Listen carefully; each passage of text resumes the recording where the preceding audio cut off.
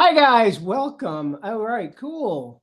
We're here. Hi, Angela is right here. Is that your name? That's my name. That's her name, and I'm Christopher. We're gonna act a little goofy for just a second. So we're on a new streaming. We don't usually use this streaming platform, which is StreamYard with a little duck head up here. So we're using this. YouTube has been such a pain, so we switched over to just using this directly. Welcome in, guys. Hi. We are the Dinosaur Omelet. Anything you'd like to tell them off of the bat? I kind of think off the top of my head, and I talk a lot too much. But Well, we like to encourage people to improve the quality of their life, however that looks. Usually it's health, focused on your health, your mind, your body, your family. So we encourage people to learn skills and be outside in the sun, get your hands dirty, grow vegetables and animals, and do things with your kids and your family.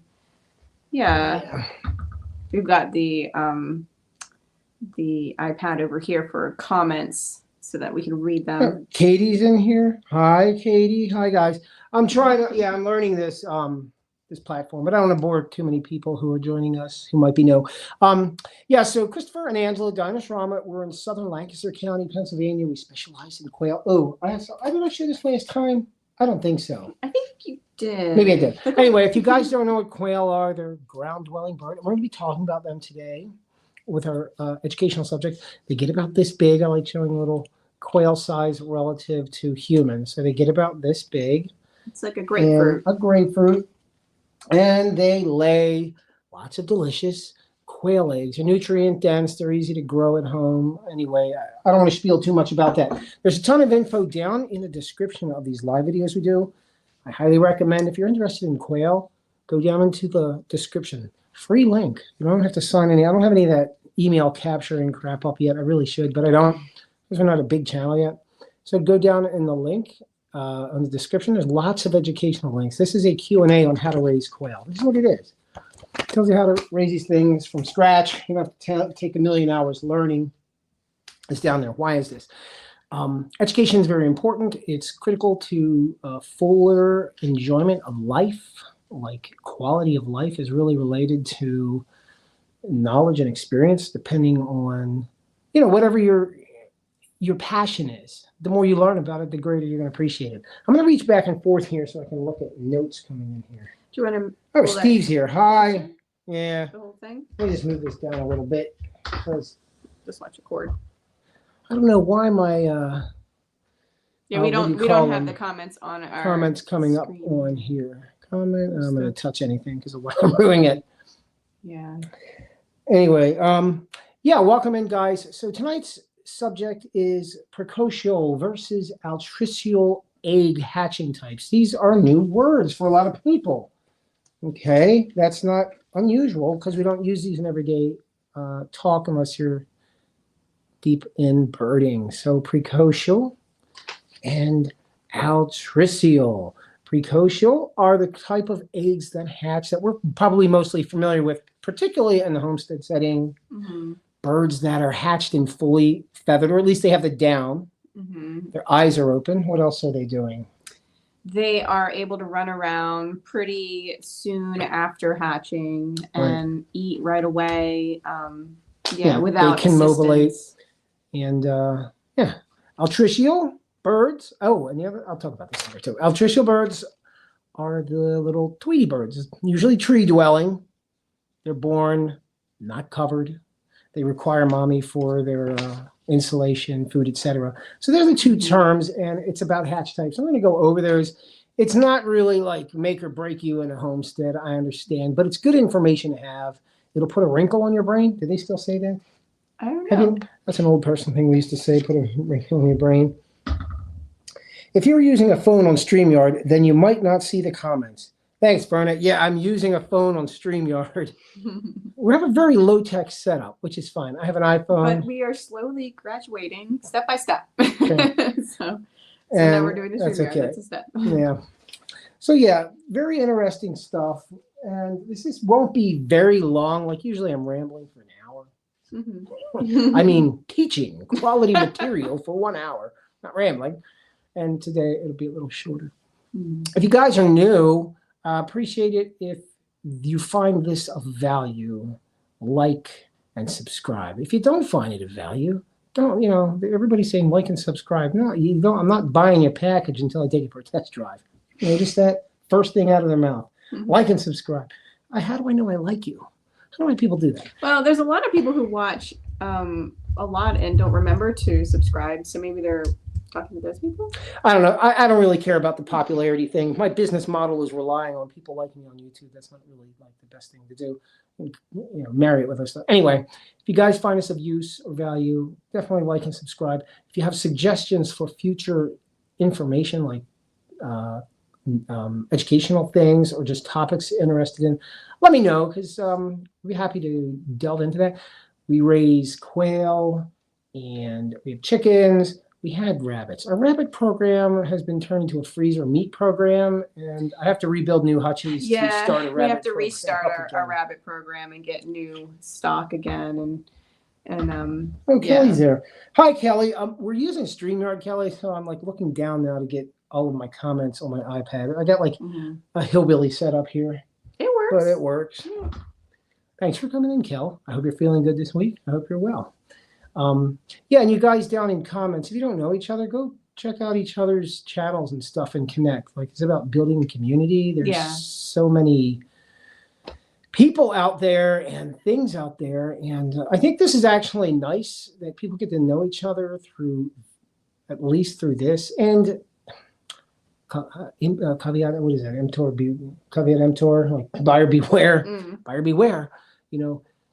One of the sad things about the internet is we get these false impressions about what life is like for people like you see here. You don't see us bickering or arguing about mundane idiocy like we do when this thing's not turned on.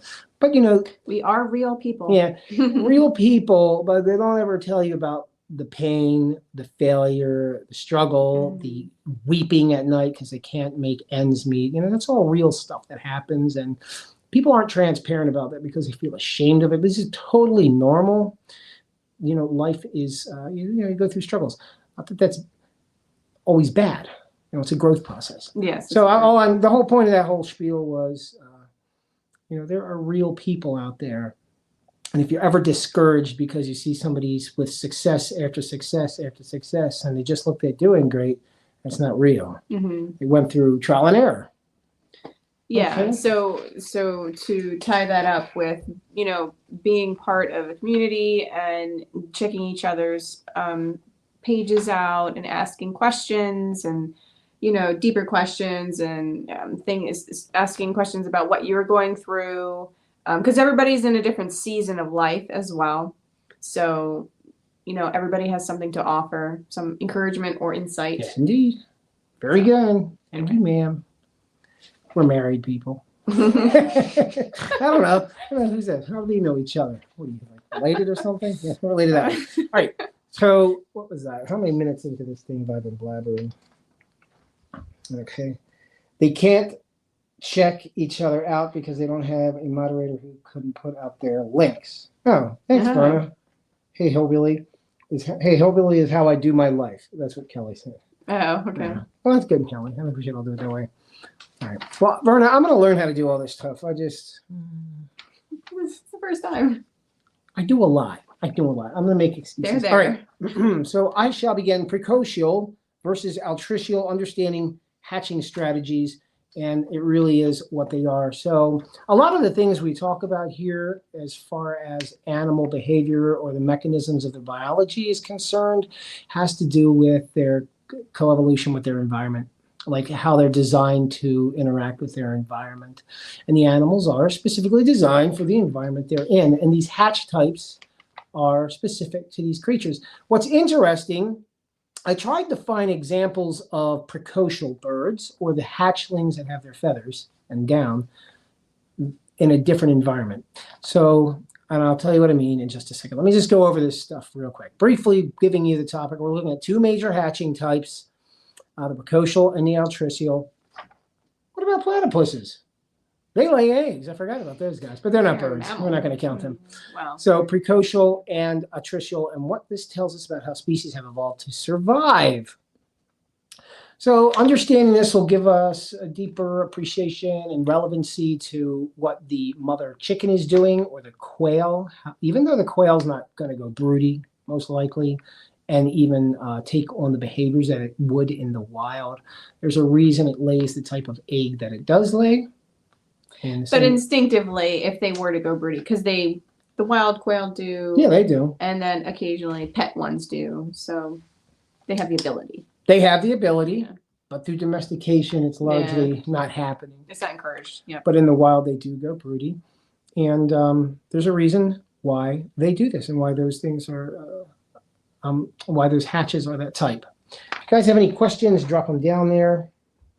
I'd be happy to glance over and see what I get. I'm going to have to figure out comments. All right, precocial. This is a word from Latin, precox, meaning early ripening. Early ripening. Well, it's not a fruit, but the intent is quite the same. The chick is ripening early, or it's growing early. It's stronger, precocial. Where's my little flashcards? Can you hold this? Mm-hmm. There are comments coming in. Precocial. Precocial birds. They are the ones. Do you want me to hold that for you? The word? I'd like to say I'm a redneck chameleon. I clean up if necessary, but it's a task and a half. Partial redneck. You clean up like when you go out to dinner, you can pretend. Like that's what I do. Like you wouldn't guy. All right, precocial birds. So that's from Latin, meaning early ripening or maturing early, precox. And what this is referring to and why it's applied to these birds, because they're hatching with their eyes open, they're feathered, they're mobile. They can start gathering food. Why is this? Why is this? It makes them very well adapted to avoid what eats everybody? Predation?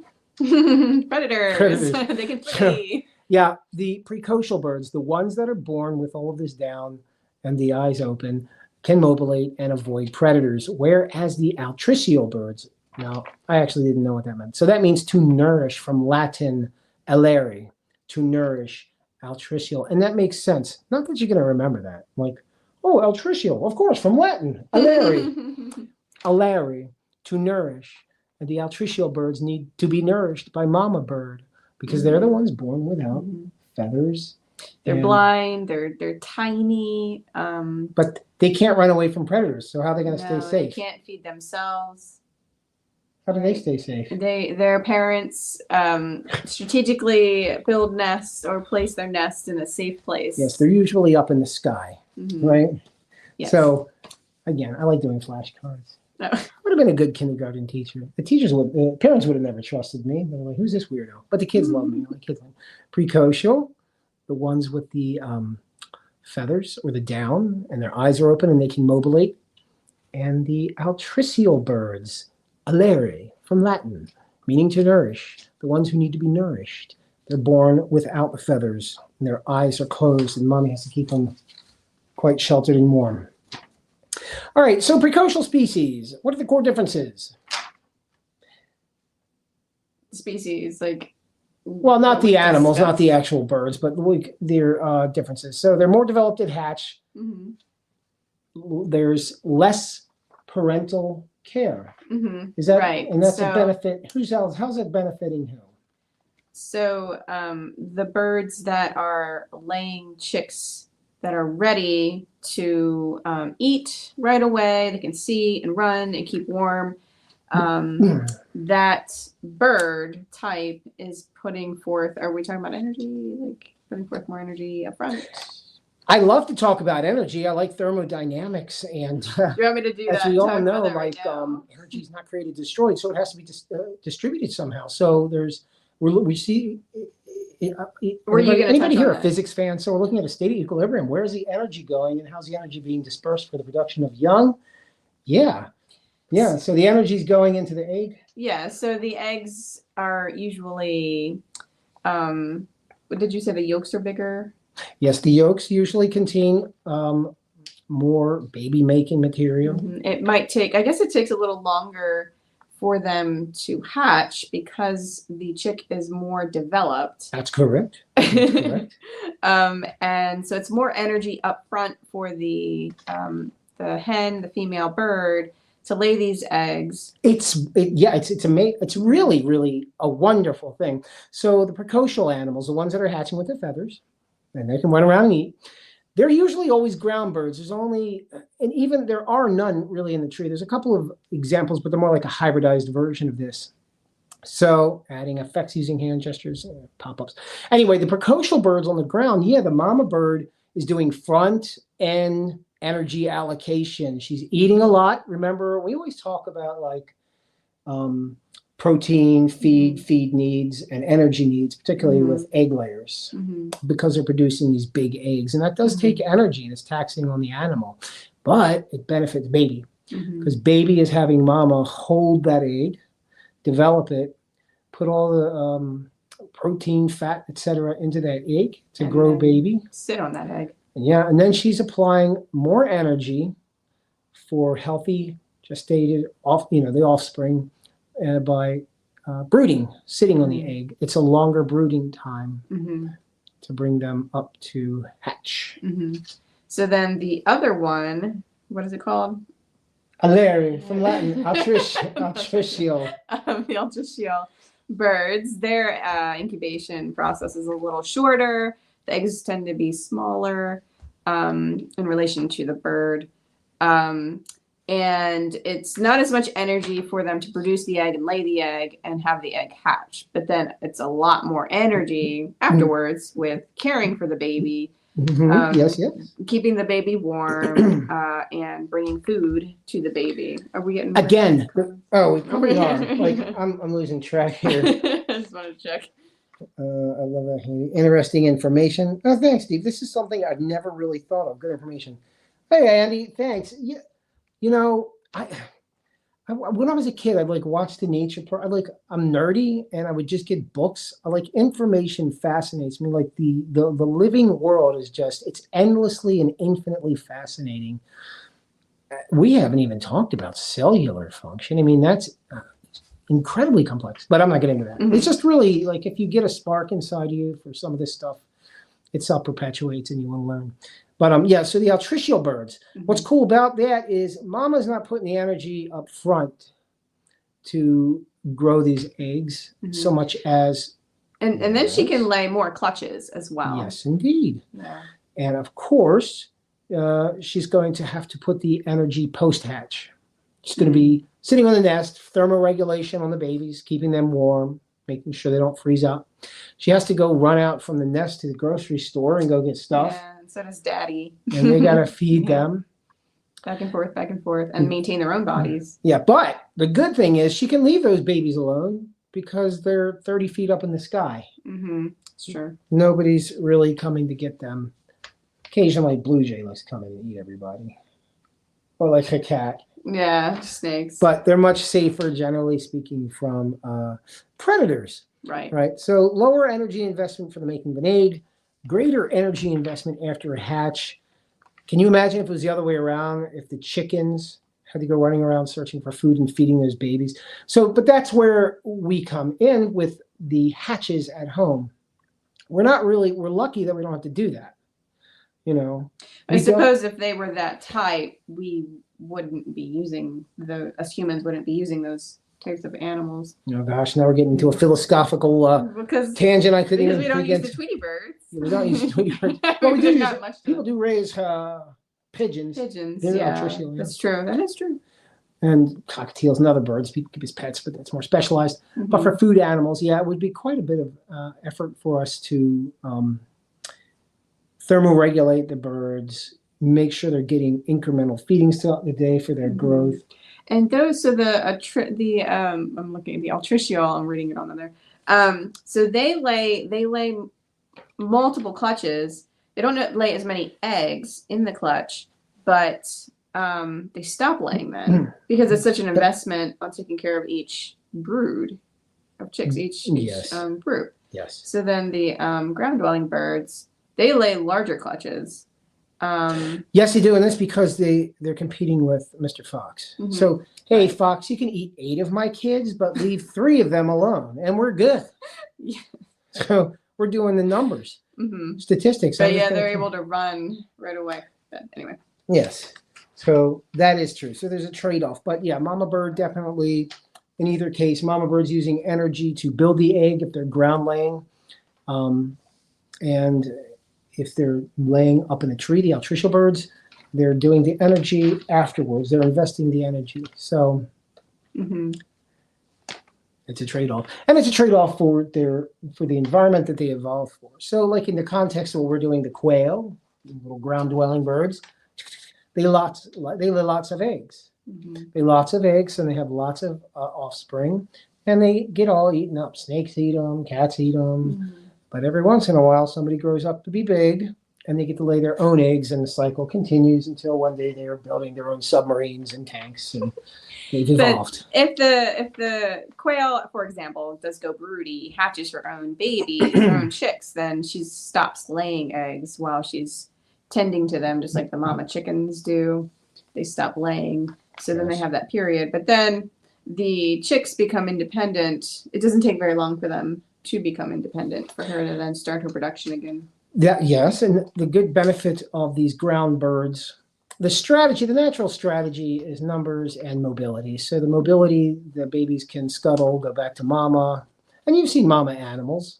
They're going wacky, protecting the offspring. And even the birds up in the tree will do the same thing. Yeah. They'll protect from the bluebirds. But since they can mobilate, and they'll have to because they're ground birds, otherwise they get gobbled up. As long as the mama's protecting the eggs and they hatch, then they'll have a great chance. It's that egg stage when something comes along and eats them. That 15, 17, 20 days for an egg to hatch. That's a pretty long time to keep a nest secured on the ground for these ground layers. Before somebody sniffs them out and eats them. Snakes love eggs. I mean, even in your own. Hence the camouflaged type of plumage or the feathers that the female birds tend to have. Oh, this is very interesting. I forgot to mention this for the altricial birds, the tree dwelling birds. So, like when we're growing, our brains develop for our environment. Our brains are the actual neurophysiology. Develops for the environment you're in, like an Africa kid who lives on the plains and they're more indigenous to that area. Their brain physiology is designed for that area. And northern latitude people, depends where you are. Stress, for example, a lot of people grow up in extreme stress environments, unfortunately. And their brains, at a very young age, they're developing physically are developing for that stress environment, that high stress environment. So it's very hard to deal with. Post-childhood trauma, etc. Anywho, but in the birds, their brain physiology is developing for their environment, and their brain's developing for survival and food acquisition. So, depending on what kind of forest they're in, what the food availability is, the predator situation, etc., their brain growth is happening post-hatch, and it's developing after the hatch, and they're learning about their environment. Their brain's developing for that environment. Subtly, but enough to where it's going to be functioning for them up there. If that makes sense. Yeah. Any extreme comment? No. Yeah, if you guys have any questions outside of this, I mean, you can ask us general critter raising questions too. I just, when we do these educations, I pick a subject, go over it, and then I try to find something interesting, something that I at least know a little bit about anyway, and then go into that. Yeah, when you're talking about the brain development, I was just thinking about how per the environment the birds are in, they gain knowledge of like different seeds and fruits and plants and things that are growing in the different seasons that they're growing in and are available, and the insects and because there's different breeding. This is true as well. Animals. Yeah. This is food. This is also true for the precocial, the ground dwelling birds. So one of the things I talk about too, which is a real phenomenon in animals, is nutritional wisdom. There's also something called zoopharmacology, but I think that's what it's called, pretty sure. Zoopharmacognosy. So, and they're very similar. So the animal and its environment, what was I saying? Nutritional wisdom Mm. is, and I always use the example, people always see a dog eating dirt or something, and they're like, ew, why is the dog? Because the animal knows instinctively there's minerals or something in there that its body requires. And chickens or birds, Mm-hmm. they're very wise in this same way. So when they're in their environment, they're learning what is going to provide what nutrients to their system that they're lacking. We sell a whole grain feed, and one of the apprehensions people have, which is, what do you call that? Like, not an instinct. I swear, like, I can talk for hours and then the simple words leave my brain. Their intuition. Oh. So their intuition says, I don't want to give them a whole grain. Whole Mm. grain, that's not good for a bird, because then they're not getting everything. Because you think, like a human, I chew everything up, pulverize it, and I want to have complete nutrition in a fistful of food.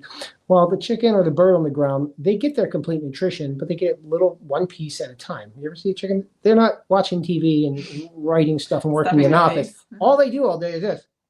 Mm-hmm. Yeah. So Like all a day scratch. they're scratching and pecking, and they know what they need because of this nutritional wisdom. And if they're lacking something, they're going to seek it out, and they learn it from sight and smell and taste and eating all this different stuff. Mm-hmm. And their body just learns it. It's interesting because you're like, well, they're not. I mean, this is why I like nature, because you're like, wow, this is like a form of deep intelligence, except they're stupid. They're chickens. They're not writing books, but they're highly intelligence is different. They have this great deep intelligence on how to treat themselves and how to treat themselves. So, and zoopharmacognosy, zoo animal pharma, medication, pharmakia, right? Cognosy, cognition, thought. So it means like animal drug knowledge. So it's very similar to nutritional wisdom, where they're just getting nutrients, but when they're ill, injured, or something, they also know that there's certain compounds out in the environment they can eat to treat their injury or illness. Zoopharmacognosy. Very interesting stuff. I don't want to get, maybe I'll do a whole class on that one, because that's actually very interesting to learn about how that functions. But so that's in both of these types of animals, the Precocial and the Altricial. Right. And you got to think about it like a lot of biological fundamentals are intuitive, because the intuition tells us what's the object of the biological organism: to survive and produce offspring. And the tools that allow it to do that: avoid predators, treat yourself when you're sick, find the nutrients you need so you can produce more offspring. Those things are probably written into them, into their DNA, which it is, which is very interesting. So the world of science, it's fabulous stuff. And this is fun stuff. This is why I teach kids this stuff, and they're like, whoa. I was like, yeah, it's true. And I'm an adult, and I'm always going like, whoa. So it's very interesting stuff. All right. Evolutionary liabilities for these two types of hatches. Precocial, they're on the ground, so they're more susceptible to predators. And for mama bird, they're laying the larger nutrient-dense eggs, which is taxing on their body, requires more energy and nutrients.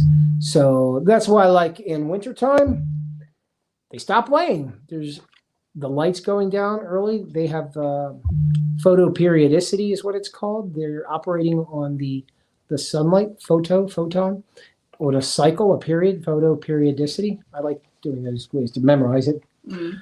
So the chicken's operating on that because there's not going to be a lot of energy to produce those eggs, nor to feed the young. So it would be a liability to lay those eggs in dark months because nothing's growing and everything dies. So they're not allocating the energy for egg growing. Especially in the winter, predators are definitely desperate and they'd all get eaten up. So it's a double whammy. There's no food and there's more predators looking around. So they're laying these large nutrient-dense eggs, which is taxing to them. And it's a higher liability because they're ground dwelling, and predators getting to those eggs, it's a huge investment to have lost for the animal. But even the Tweety birds, they stop laying as well, because even for them, it's a huge investment, obviously, to look for all that food after their babies have hatched. So that needs to be done during the high sunlight months where there's lots of food available. Not all birds rely on photoperiodicity. Oh, Verna's rolling. See you, Verna. Thanks for stopping in. Do all birds rely on photoperiodicity? I'm assuming they do. As far as I know, they do. I'm not sure. I'm not going to state something I'm not 100% sure for. I mean, there's always exceptions to a rule. Right. Penguins? They live in the dark. Yeah. Yeah. I don't know. I'd have to look into that. That's actually a very good question. I don't like saying something off the top of my head just because it sounds right. So do all birds function with this sunlight schedule? Not sure. I know the critters we deal with and the local critters certainly do. Mm-hmm. But I'm going to look into that. That's interesting. Let me do that in a second. All right, so this one's almost wrapped up, and then I'm going to do some question and answer stuff. So we talked about the evolutionary liabilities on the ground versus up in the tree. Greater exposure to predators while tending the nest. I did take that note. Mm-hmm. So when mama bird is going from nest, from the birds, flying around looking for food, she's making herself susceptible to predators and the nest no longer being guarded. Mm-hmm. If something can come over. So there is that liability for them. Mm-hmm. Okay. All right, cool. Anything else that we'd like to mention with this subject, Angela W? I don't think so. I take notes. I'm looking down because I always take notes on this stuff when I do this.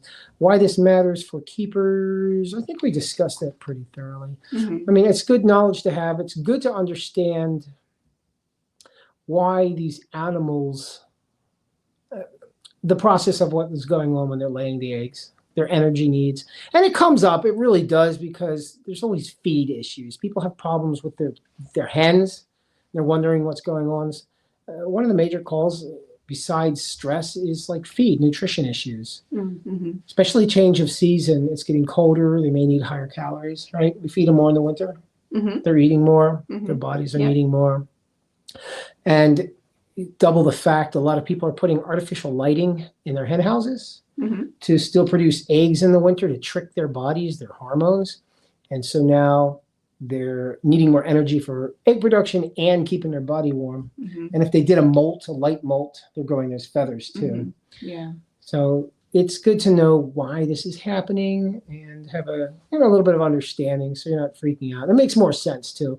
I always say, like, to avoid anxiety or any of this kind of stuff, when you have knowledge, you're not going to be in fear. You're like, oh, okay, because, what is that fear? It's an unanswered question and expectation of the unknown in the future. Mm-hmm. But if you have the information, it makes more sense and you don't have that anxiety. And we do get people who are like, contact us. They're kind of anxious, like, my bird stopped laying. Mm-hmm. They think they're sick or something. But they just don't know. They just don't know. So a little bit of information always helps. Mm-hmm. Okay, cool.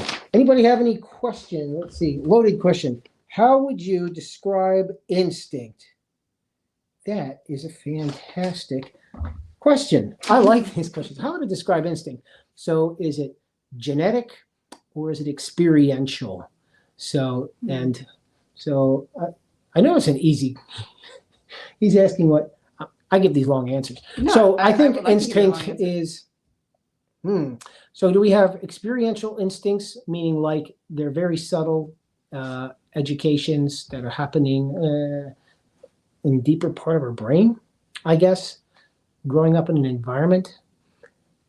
Yes, I think that's happening, but I do think the instincts are genetic. Mm-hmm. I think of elephants. Or like DNA. It's written into us. It was designed into us. You think of elephants? How elephants, that's a really good question. And well, I mean, so many animals, the butterflies and the birds flying, the migrations, how they are passing information on. But like the butterflies, for example, they are migrating and they aren't coming back. Like it's the young, you know what I mean? Like their lifespan isn't long enough for them to complete the whole round journey. So how is that information getting passed to the next generation to go back to the butterflies? Yeah. Good question. I misread this a little bit. How would you describe instinct? In that case, I was thinking of where does instinct come from? I would describe instinct as unlearned knowledge. Yeah. unlearned knowledge. It's either written into your DNA, written into you in your DNA, or it's something you pick up very subconsciously through your environment. And you're talking about like the dog munching on the mud for those minerals. Oh, it changed. Oh, I went sideways. Isn't that great? I don't know why that happened. Yeah, it's changed over there too. So we're for some reason changed on the. Well, that's okay because we're getting ready to end shortly. How can I do this straight up? There we go. Yes, we're getting ready. We're getting ready to shut off. But anyway, yeah. So like, don't know why this went it's an sideways. instinctual thing for the dog's body to indicate what it needs, mineral wise. Yeah. All right. Well, I think that's a good sign. I guess we'll split out since this just for some reason went sideways. But this was a fabulous chat. I hope you guys gained some information from it. Maybe I should talk to them more appropriately. Yeah. So I hope you guys gained some information from it. I appreciate you stopping in. I like this kind of subject. And again, if you guys have any ideas for future stuff you'd like to know, please let me know. Yeah. Anybody new? Thanks for coming in. If you're seeing this after the fact, it sounds like a boring subject, this Altricial Precocial. What is that even talking about? I'll do my flashcards again, but sideways. Altricial, the ones without feathers and their eyes closed up in a tree, usually majority of the time growing up in a tree. And Precocial, the ground dwellers like our chickens and our quail and ducks, etc. Mm-hmm. The ones that can start running around right after they hatch and start looking for their own food. 2 types we learned about today. New words, interesting vocabulary to have. And if you go into the chicken groups and you start dropping those bombs on people, they'll be like, oh, wow, this guy knows what he's talking about. Precocial, look at you. 3 syllables. Okay. Yeah. Is that it? Would you like to say a sideways goodbye? I'm going to lean up this way. All right, guys, thanks for coming in. Andy, thank you for stopping in. It was nice having you again. Steve, hope all is well with you and your critters. And Kelly, if you're still here. And Katie, my new internet friend. Thanks for coming in. All right, guys, we shall see you on the next one. Right? Yeah, have a wonderful evening or day, depending on when you watch this. Thank you guys for stopping in. As always. Yeah. All right, we'll see you, crew. Bye. Bye.